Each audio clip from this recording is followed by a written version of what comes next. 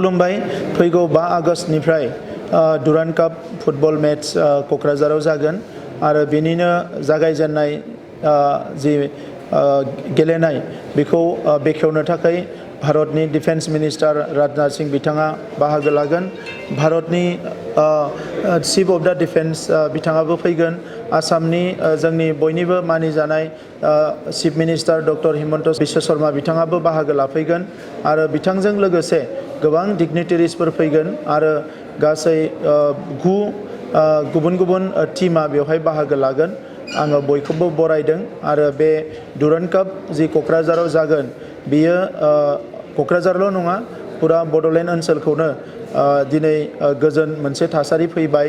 आरो बेवहाय गिदिर गिदिर हाबाफारिफोरखौ लानो हानायनि मोनसे मेसेज सारा मुलुगाव बियो थांगोन आरो बेजों लोगोसे जोङो जायखौ हास्थायदोंमोन जे बड'लेण्ड ओनसोलखौ मुलुगनि मानसिफ्रा मिथिनांगौ जोंनि ओनसोलाबो जौगानांगौ दा बे बिथिङाव जोङो आगानसे आवगायलांनो हाबावगोन होननानै आं मिजिंथिदों जोंनि ओनसोलनि गेलेगिरिफ्रा लाइमोनफ्रा फुटबलजों लोगोसे गुबुन गुबुन गेलेमुआव बाहागो लागिरिफ्रा बे डुरान्ड काप फुटबल मेचनि गेजेरजोंनो आरोबाव थुलुंगाखांनाय मोनगोन आरो हादोरारि थाखोआव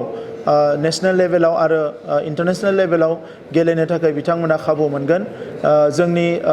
जोंनि जि गेलारि आरो स्टेडियाम बियो गासैबो साइडनिफ्राय मोजाङै रेडि जाबाय दा नंखायनो रायजो राजाफोरखौ बाहागो लानो थाखाय आङो बयखौबो खावलायनाय जाबाय गोजोन्थों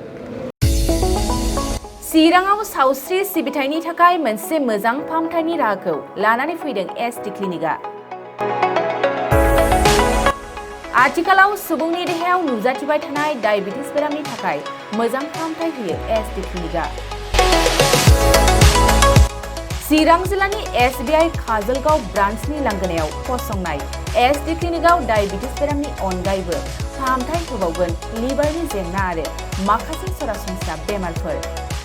बे एसटि क्लिनिकआव डायबिटिस बेरामनि फाहामथायखौ होगोन जर'खा फाहामगिरि डक्टर समित देबा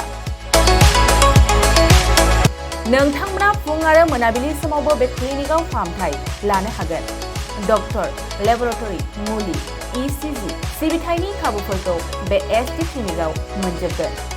जुदि एसटि क्लिनिकआव रायजो राजाफ्रा गाव गावनि देहायारि जेंनाखौ फाहामथाय लानोबा नैबे मबाइल नम्बर 7002293924 एबा